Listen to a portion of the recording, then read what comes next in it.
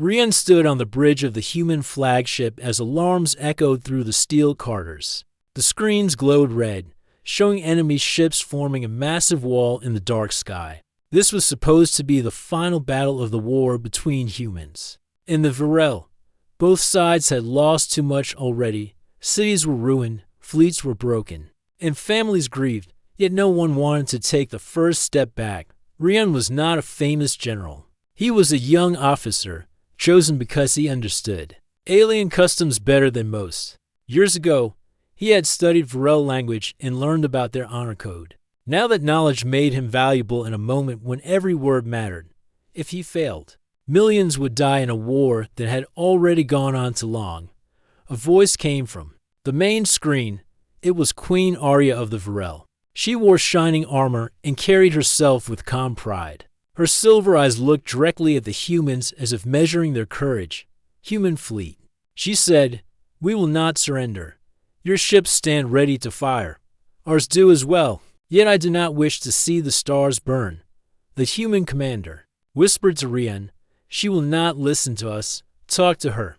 Find some way to stop this." Rian stepped forward, his heart racing. "Your Majesty," he said, "we do not wish to destroy your people, but we cannot withdraw while your fleets stand ready to strike." Arya tilted her head.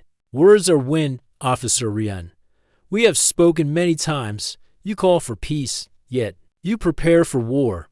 Why should we trust you?" In that moment, Rian remembered a report he had read about Virel culture. To them, alliances were sealed by bonds of family, not just signatures on paper. He took a breath and said something no one expected. "Then let us prove our trust. I will stand with you, not as an enemy, but as family. I will join you in a sacred vow." The bridge went silent. The human officers stared at him in shock. On the screen, Arya's cold expression softened for just a second. "You offer a vow," she said slowly. "What kind of vow?" "A marriage," Rian replied firmly. "Between you and me. A sign that humans and Virel can be joined as one." Gasps filled the human bridge. The commander tried to speak, but Rian raised his hand to stop him. This was his decision now. On the screen, Arya gave a faint smile. "You speak boldly for someone so young. If you mean this, then let us test it. If you agree to a formal union, I will call back my fleet. But know this, Officer Rian. Among my people, such vows are sacred, even if you humans think it is only for show." "I understand," Rian said, though his voice shook a little. "If it will stop this war, I accept." Arya nodded. "Then come to my flagship. We will make this union before both our peoples, within the hour." A shuttle carried Rian across the empty space between fleets. On one side were thousands of human soldiers who trusted him with their lives. On the other side were Virel warriors who would kill him if he showed weakness. As the shuttle docked, Rian felt the weight of history pressing on his shoulders. One wrong move and everything would fall apart. The Virel flagship's hulls were tall and lined with banners. Showing their great victories, soldiers stood in silence. As Rian walked past, they studied him with cold eyes, but none raised a weapon. In the throne room, Queen Arya waited with her council. The air smelled of strange flowers that glowed softly in crystal bowls. "This is not how humans do things," Arya said as he approached. "You are unarmed, yet you walk as if you fear nothing." "I fear much," Rian admitted, "but I fear war more than death." The ceremony was simple yet grand. A Virel priest spoke in a deep voice, calling on the ancient stars to witness the vow. Rian repeated words in a language he barely knew, promising unity and peace. Arya spoke the same words with steady confidence. When it was done, the priests placed the silver rings on their hands, a symbol of the bond. Across the stars, both fleets received the signal. Weapons powered down, engines cooled. The war that had lasted 4 years ended in less than an hour, not with fire, but with words. After the ceremony, Arya walked with Rian through the great hall. "You are brave, human," she said, "but do you understand what you have done?" "I saved lives." Rian answered, "That is all I wanted." Arya studied him closely. "We shall see. Among my people, this vow cannot be broken lightly." Even if you call it false, others will see it as true. You have tied yourself to me, Officer Rian. Remember that. Rian nodded but kept his thoughts to himself. He planned to return to Earth as soon as possible. The marriage had been for show, nothing more. It was a symbol to calm both sides and give leaders time to sign a real peace treaty. Surely Queen Arya understood that too. Yet as Rian boarded the shuttle back to his fleet, he glanced at the ring. On his hand, it gleamed under the cabin lights, cold and heavy. For the first time, he wondered if this fake marriage might become something far more complicated than he expected. The human commander met him as soon as he landed. "You're insane," the commander said, though there was relief in his eyes. "But you saved us all. Earth owes you a debt." "I did what I had to," Rian replied. "Let us just hope it ends here." But in the silent halls of her flagship, Queen Arya spoke to her advisors. "The human is bold. He does not yet know what he promised, but he will learn. A vow made under the eyes of the stars cannot be cast aside." The war was over, but the true story of Rian and Arya had only begun. Peace between humans and the Varel spread quickly after the ceremony. Trade routes opened again. Soldiers returned home, and damaged colonies began to rebuild. Rian was celebrated as a hero on Earth, though he never thought of himself that way. He believed anyone in his place would have done the same to stop the war. For 2 months, Rian lived quietly at a naval base, away from the spotlight. He expected life to return to normal. But each week, a new message came from Queen Arya. The messages were polite at first, thanking him for his role in ending the war. Soon they grew more personal. She invited him to visit Varel space. She asked about his daily life. She sent gifts of strange crystal art that shimmered in different colors under sunlight. Rian tried to ignore them, but the human government had other ideas. "You need to go back to Varel Prime," said Admiral Korn during a meeting. "The Queen's requests are important for our alliance. Your presence shows trust." "I thought the marriage was only symbolic," Rian replied. "It was never meant to last." Korn frowned. "Symbolic or not, it worked. She called off the war because of you. If she wants you to visit, you will visit. We cannot risk angering her." Rian knew he had no choice. Within days, a sleek diplomatic ship carried him to Varel Prime. The shining capital of the alien empire. The city was unlike anything Rian had seen before. Towering spires curved like silver vines into the sky. Floating bridges connected palaces, carved from living crystal. The air shimmered with soft energy fields that protected the city without visible weapons. Everywhere he looked, citizens bowed slightly in respect as he passed. To them, he was not just a visitor. He was their queen's chosen mate. Arya met him at the landing court wearing a long robe decorated with symbols of peace. "Welcome back, Rian," she said, her voice calm but warm. "I trust your journey was safe." "It was," Rian answered, trying not to stare at the alien guards lined up in perfect formation. "But I do not understand why I am here. Our governments already signed the peace treaty." Arya smiled faintly. "Peace is not built on paper alone. It must be built in hearts as well. Walk with me. There is much you must see." She led him through the royal palace, where sunlight flowed through crystal walls, making the halls glow softly. Rian noticed how every servant, guard, and noble bowed to him as well as to Arya. It made him uneasy. "They treat me like I'm a real king," he muttered. "To them, you are," Arya said. "You share a vow with their queen." In Varel eyes, "That makes you royal, whether you accept it or not." They entered a grand hall where nobles gathered to greet them. The council spoke in polite tones, praising the alliance and offering gifts. But Rian could feel the tension. Some nobles watched him with suspicion. Others whispered to each other when they thought no one could hear. Later, during a private dinner, Arya spoke more openly. "You must understand why I insisted on this visit," she said. "My council doubts your people. They think humans are temporary allies. They think our marriage is only a trick. I brought you here to show them you are more than a symbol." "I'm just an officer," Rian replied. "I never wanted power. I only wanted to stop the war." "Sometimes we do not choose power," Arya said quietly. "It chooses us." Over the next several days, Rian was introduced to every part of Varel life. He walked through crowded markets where merchants sold glowing fabrics and fruit that floated gently above the stalls. Children ran up to him, curious about the human who stood beside their queen.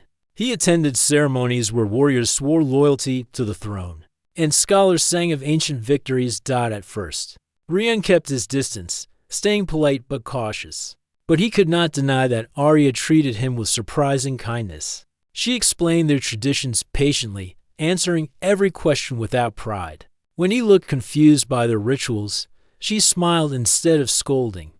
One evening, during a festival to celebrate peace, Rian stood beside Arya on a balcony overlooking the city. Thousands of lanterns rose into the night sky, drifting upward like stars. The crowd below chanted blessings in unison.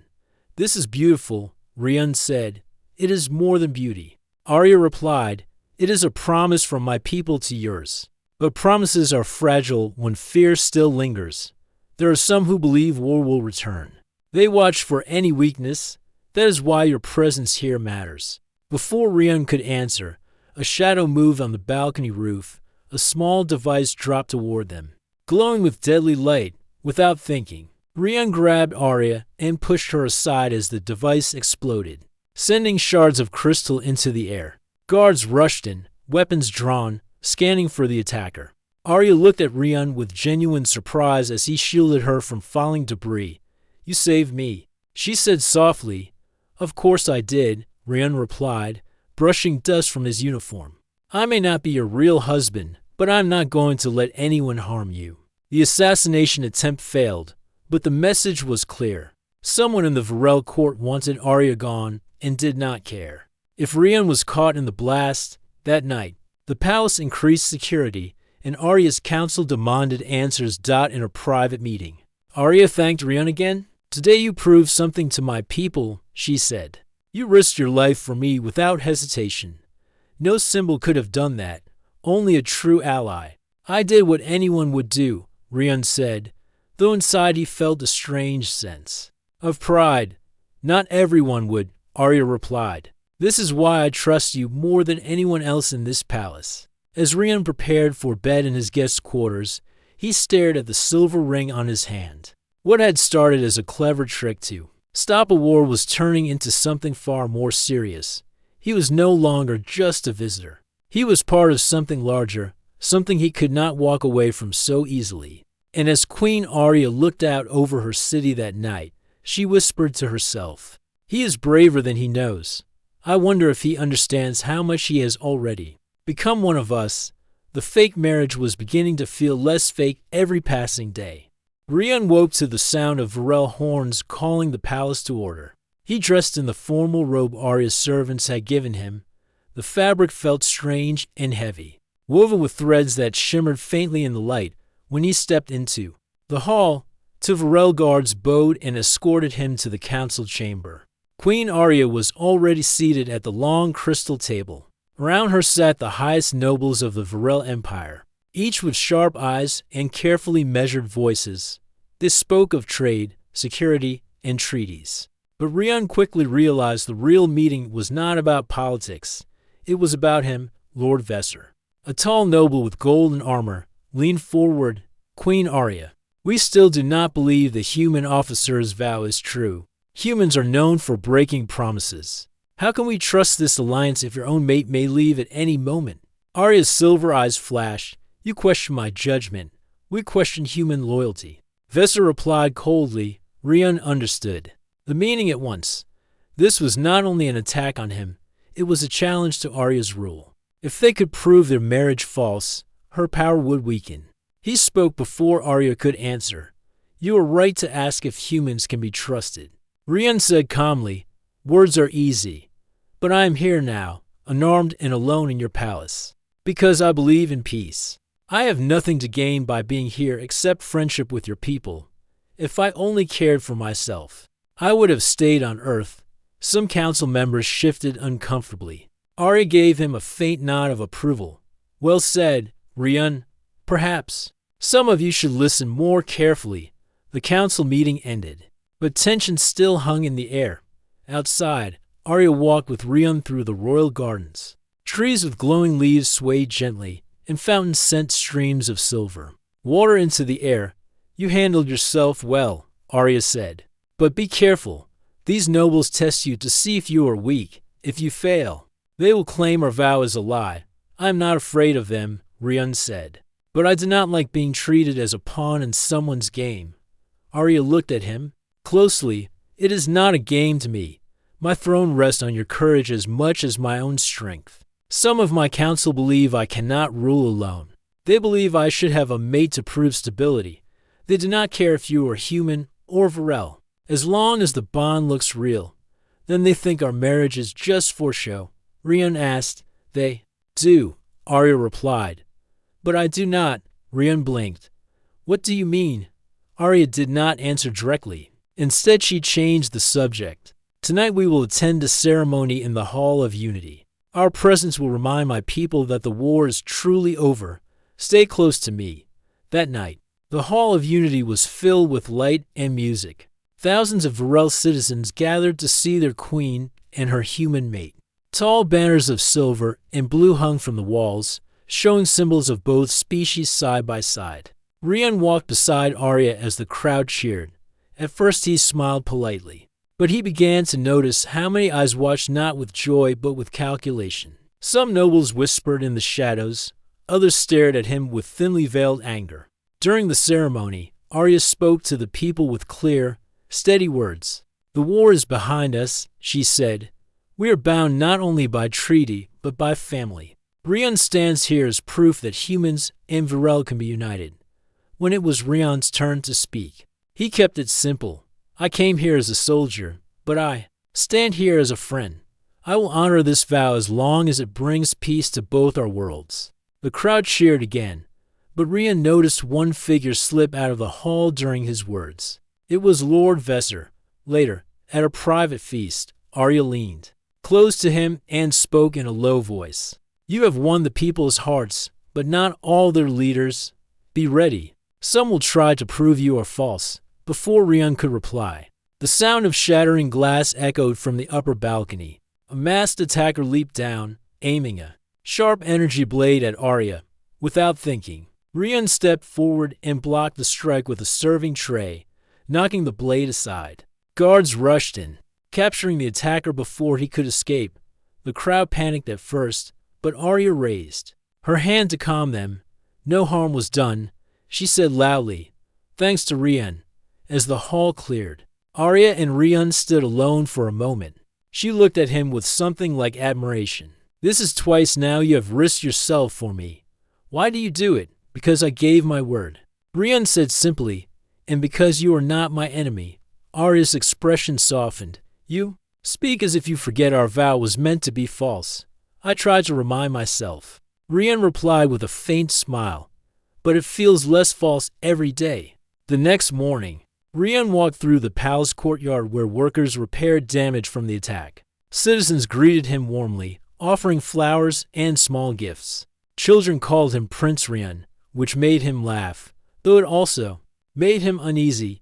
Human diplomats arrived later that day to negotiate trade terms. They congratulated Rian on his bravery, but warned him to be careful. You are becoming too close to the queen, one ambassador whispered. Remember your duty is to Earth, not to her. That night, Rian joined Arya on the palace balcony again.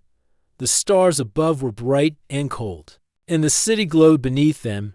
My people trust you now, Arya said. But my council still plots.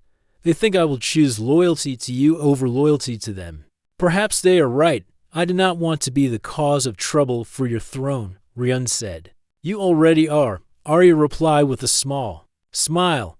But you are also the reason I still hold it. Rian looked at her seriously. What happens if they try again? They will not stop. Then we will stop them first. Arya said calmly. Together. As the wind swept across the balcony, Rian felt the weight of her words. What had started as a political trick was turning into a bond neither of them could deny. The fake marriage was beginning to feel dangerously real, and both knew the days ahead would test them more than ever. Rian spent the next week inside the royal palace under strict guard, after 2 attacks. Arya's council insisted on heavy protection.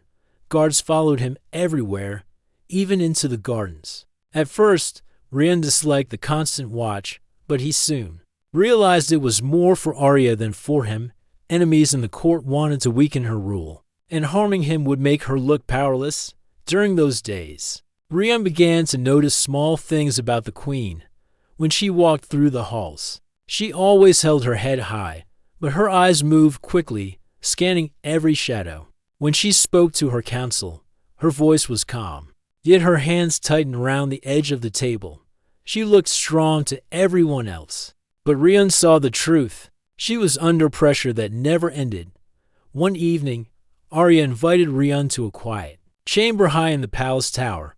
The room had no guards inside, only soft lights and wide windows showing the silver city below. "This is where I come to think," she said, removing her ceremonial robe. Without the heavy armor and royal crown, she seemed less like a ruler and more like a person. Rian sat across from her. "You wanted to speak privately." "Yes," she said. "I think it is time you understand why I agreed to our union so quickly." Rian leaned forward. "I thought it was just to stop the war." "It was more than that," Arya admitted. "My council has been waiting for me to choose a mate.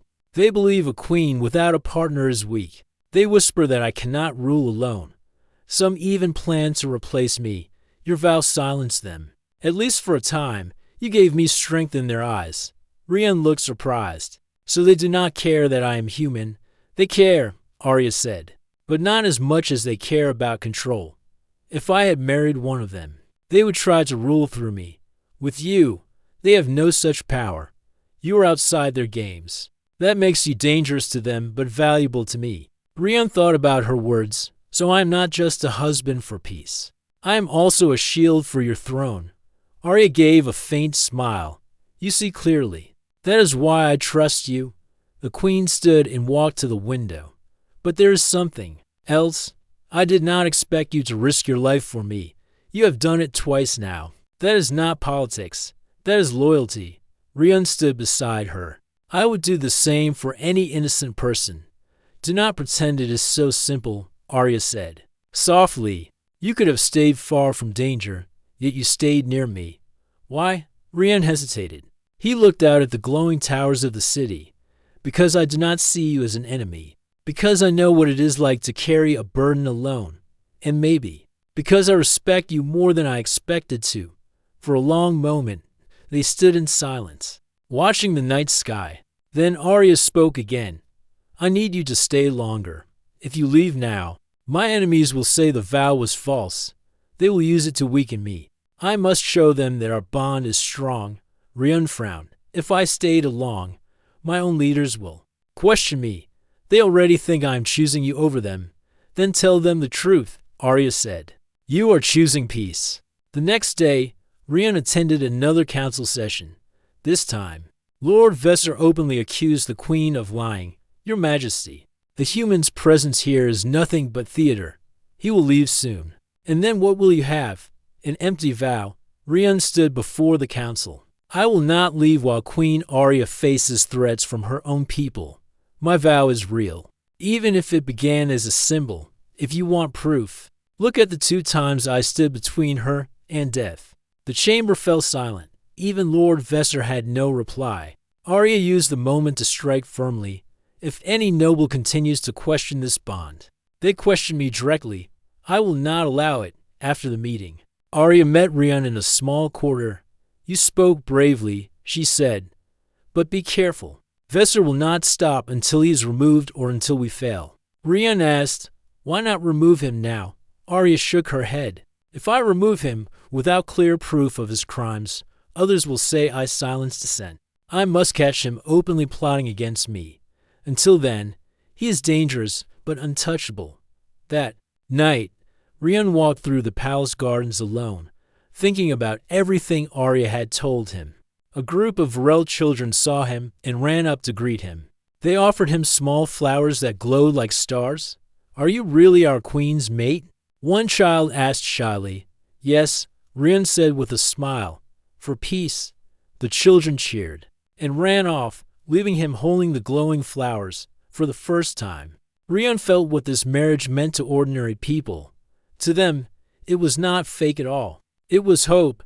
Later, In his quarters, he found a message from Earth. Admiral Korn warned him again. Do not get too close to their queen.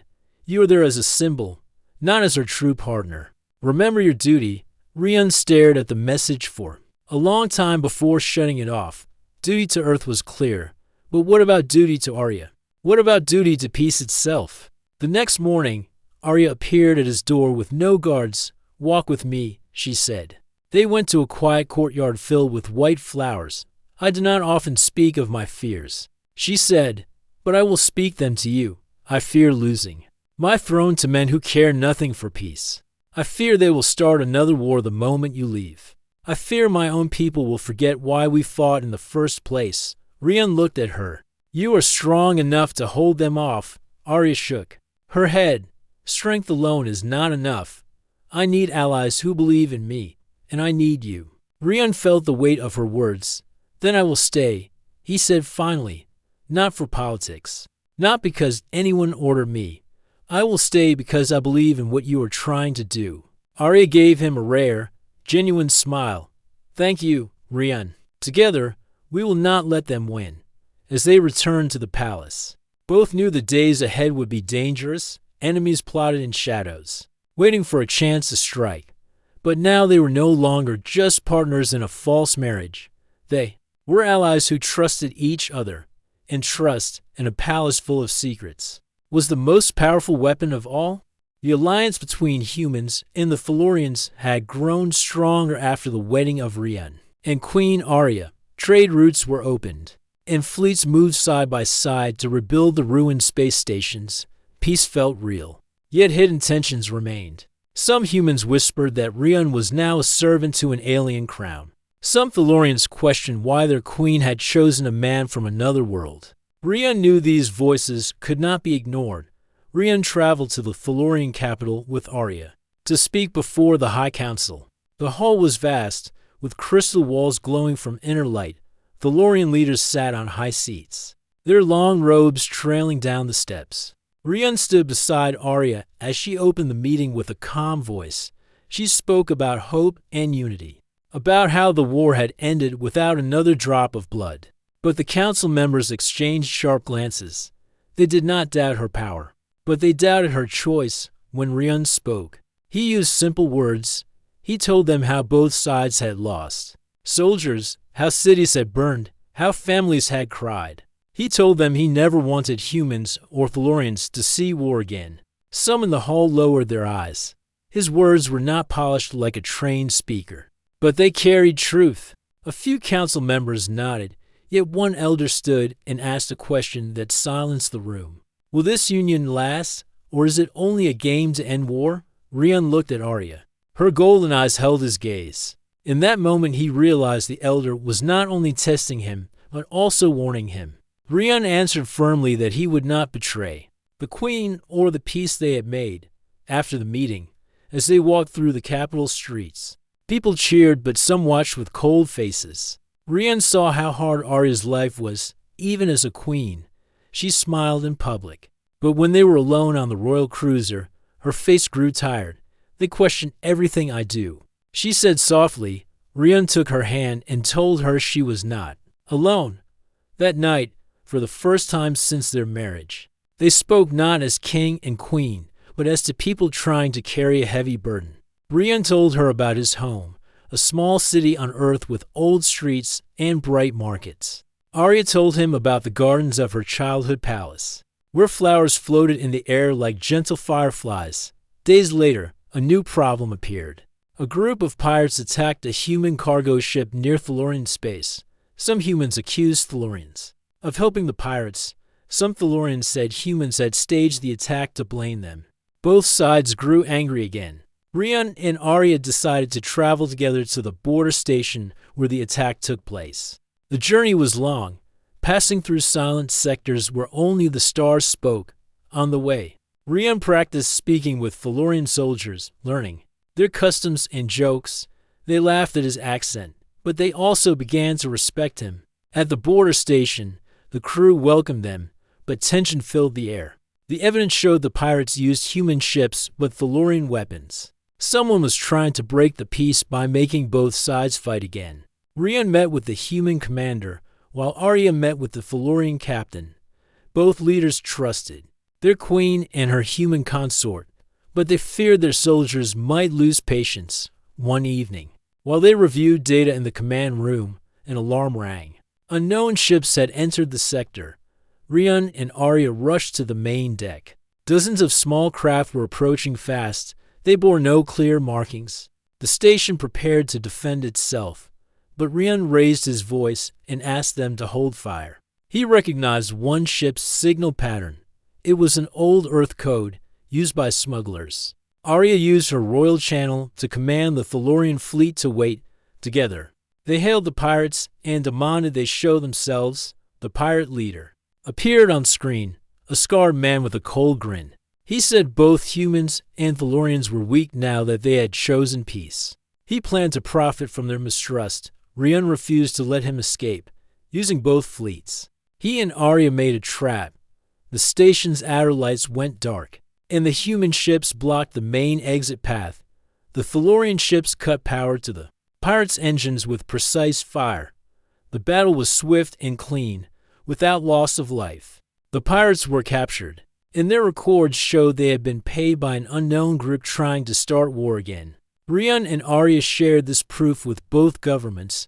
It silenced many critics. At least for a time, when they returned to the capital, a great feast was held. Rian stood beside Arya as she spoke to her people, calling for unity against anyone who would profit from chaos.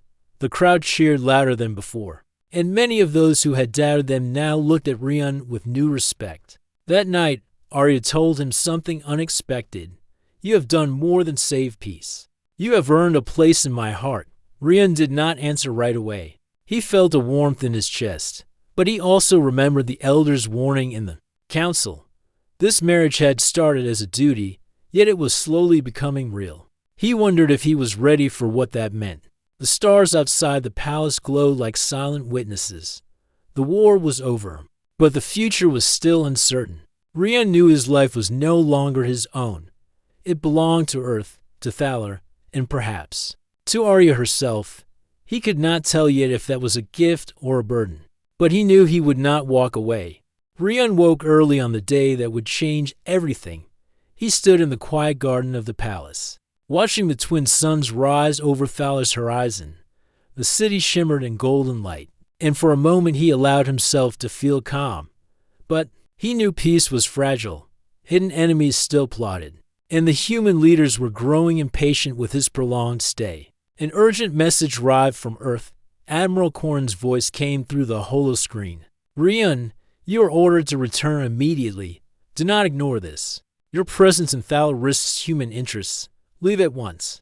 Rian looked at the message and then at Queen Arya, who entered the room without a sound. She had a serious expression. "They want you to leave," she said. "I suspected as much. But you will not, will you?" "I cannot leave now," Rian replied firmly. "I promise to protect you, and there is danger still. I cannot abandon this place to those who wish to restart the war." Arya studied him, her golden eyes softening. "Then we will face them together." The danger came faster than anyone expected. Late that day, a covert group of Thalorian nobles tried to stage a coup. They had secretly contacted some human officers who still distrusted the alliance, spreading false reports of attacks and stolen supplies. Their plan was simple: blame Rian and Arya for betrayal, ignite suspicion, and restart war between the two worlds. Rian and Arya acted quickly. Using the palace communication network, they intercepted messages from the conspirators. Arya's personal guards moved to secure strategic points in the city, while Rian contacted human allies to confirm the truth. The proof was clear. The conspirators had coordinated the attacks themselves to create chaos. Rian prepared to confront the leaders in the council chamber. Arya joined him, dressed not in her royal gown, but in the simple armor of a soldier ready to defend her throne. When they entered the chamber, every noble froze. They expected fear, but they found determination. "Your plots are discovered," Arya said, her voice steady and commanding. "Every message, every plan has been recorded. If you continue to sow discord, you will answer for it before all of Thaler. Rian added. I came here to protect peace. I will not allow either side to be fooled into fighting again.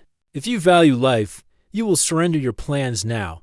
The council members exchanged nervous glances. One by one, they lowered their heads. Rian and Arya had acted together, combining their influence, courage, and trust.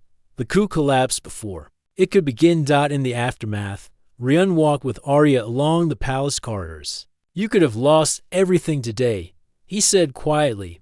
I could have, she replied. But I trust you. That trust gave me strength. You did not act out of orders. You acted out of loyalty. That is why we succeeded. Rian nodded. I do not regret it, but Earth will not be pleased. They wanted me home. They will understand. Arya said, they will see that loyalty to peace matters more than loyalty to orders.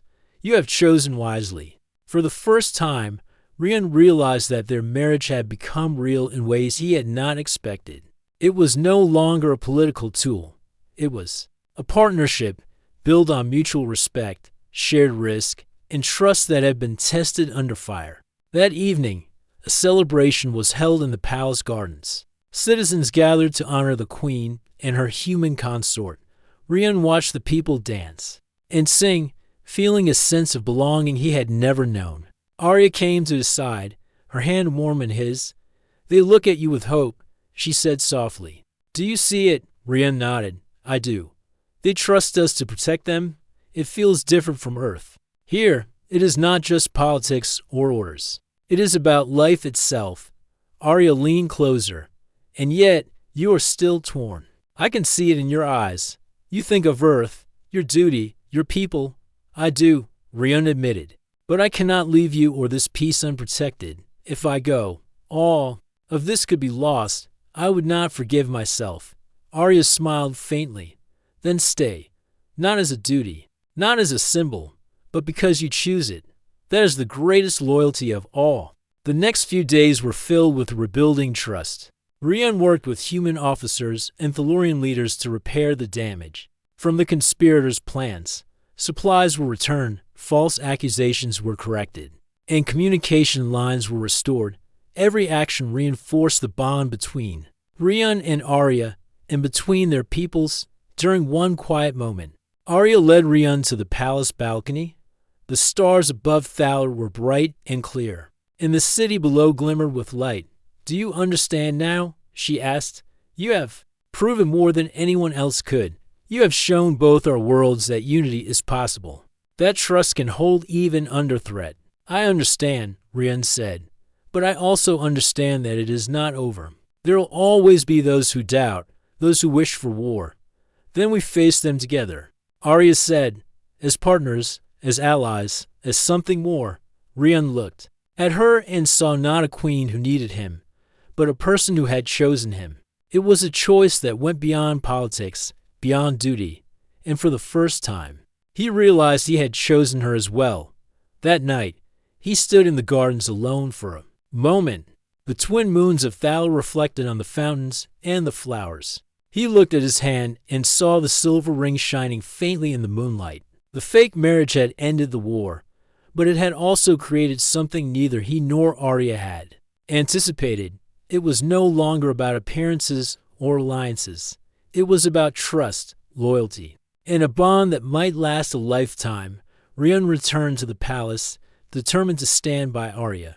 No matter what challenges lay ahead, peace had been secured. For now, but the future depended on the choices they would make together, and for the first time, he felt ready to face it. The palace was quiet in the early morning. Rian walked along the crystal halls, thinking about everything that had happened. The war was over. The conspirators had been caught. Peace between humans and Thalurians was stronger than ever, yet the weight of the vow he had made to Arya pressed on him. What had started as a political act had grown into something neither of them could ignore. Arya met him in the royal gardens. Her presence was calm but firm. Rian, she said, the council wishes to honor you. They wish to give you a title. That reflects your service and loyalty. Rian shook his head. I do not need a title. I only acted to protect peace. Then I will give it, she said with a soft smile. But there is something else I must ask.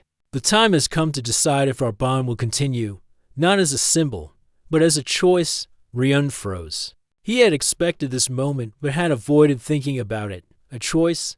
He asked carefully. Yes, Arya replied. We both know. The marriage was fake at first, a tool to stop the war. But over time, it has become something real. I cannot ignore it any longer. I ask you now, will you accept a lifelong commitment to me and to the people we serve? Rian looked at her, her golden eyes reflecting the morning sunlight. He thought of the battles they had faced. Together, the risks he had taken to protect her, and the trust they had built. He thought of the Felorian citizens who now looked at him as an ally, not just a human soldier. He thought of Earth and how much he wanted peace to last. I will, he said finally, I will stay. Not because I was ordered to, not because of appearances, but because I choose it. I choose you, Arya, and this bond we have built. Arya's eyes softened, and for a moment, she allowed herself to show relief. Then it is settled. Together, we will face whatever comes next. The news of Rian's choice spread quickly. Humans and Felorians alike celebrated the decision. Council members who had once doubted him bowed in respect. Citizens cheered. Children waved flags that showed the symbols of both worlds united.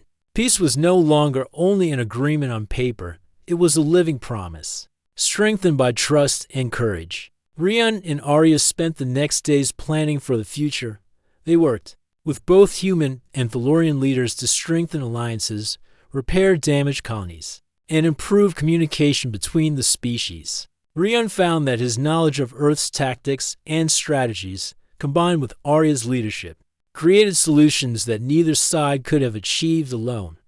One afternoon, while walking through the palace gardens, Arya turned to Rian. I want to show you something, she said. She led him to a secluded area where a small pond reflected the sunlight. These waters have been part of my family for generations. They are a place of reflection and promise. Rian knelt beside the pond, watching the shimmering surface. It is beautiful, he said. It is where I make vows to myself, Arya said, kneeling beside him. And now, it is where we make a vow together. She extended her hand, and Rian took it. They repeated the words of their original ceremony, but this time with full meaning. They promised to protect each other, to serve their peoples, and to uphold the peace they had fought so hard to achieve. The words were no longer symbolic. They carried weight and truth, binding them not only as a political partnership but as true allies and companions. After the vow, Arya rested her head briefly against Rian's shoulder. You have proven yourself worthy, not only to my people, but to me, she said quietly. Rian smiled, feeling a sense of peace he had never known. And you have taught me the meaning of loyalty, courage, and trust. I'm proud to stand by you. Weeks passed, and life in the palace became calmer. Rian was no longer just a visitor or a symbolic figure. He had responsibilities, but also freedom within the trust that Arya placed in him. Together, they oversaw new projects to connect Earth and Thaler, including education programs for children and trade systems that encourage cooperation. The council members who had opposed them learned to respect the Union, not because of fear, but because they saw the strength it brought. Rian's presence reminded everyone that peace was possible if humans and Felorians worked together. One evening, Rian and Arya stood on the highest balcony of the palace. The city stretched below them, silver and gold under the twin moons. Do you ever regret choosing to stay? Arya asked softly. Rian shook his head. No, every risk we faced, every challenge we overcame, led to this moment. I have learned more about loyalty, courage, and honor than I ever could have imagined. Arya nodded. Then we are ready for the future, together. Rian placed his hand over hers. Together, he agreed. The word felt simple, yet it carried everything. Every choice, every danger, every moment of trust led them here. The following months were filled with progress and small joys. They held ceremonies to unite communities, shared meals with both humans and Felorians, and trained young leaders from both worlds. Every challenge reminded them of the vow they had made and the lives they had saved. And at the center of it all, Rian and Arya remained partners, companions, and now truly something more. What had started as a clever act to stop a war had become a bond that could last a lifetime. A union built on trust, courage, and the choice to stand together no matter the cost. As the sun set over Thaler, Rian and Arya stood on the balcony, watching their city shine. Peace was not just a memory of war's end. It was alive, protected by those who had chosen each other. And by a bond stronger than any council or army, Rian squeezed Arya's hand. "We did it," he said quietly. "Yes," she replied, "and we will continue to do it, together." In that moment, the galaxy seemed wide and full of possibilities. For Rian and Arya, the future was no longer uncertain. It belonged to them, and to the people they had sworn to protect. The fake marriage had ended the war, but the true partnership they now shared would secure peace for generations to come. The stars above Thaler shone bright, reflecting in the crystal towers of the city below, and for the first time, Rian felt that he truly belonged in two worlds at once, one that had sent him to fight, and one that had shown him what it meant to truly serve and to choose love.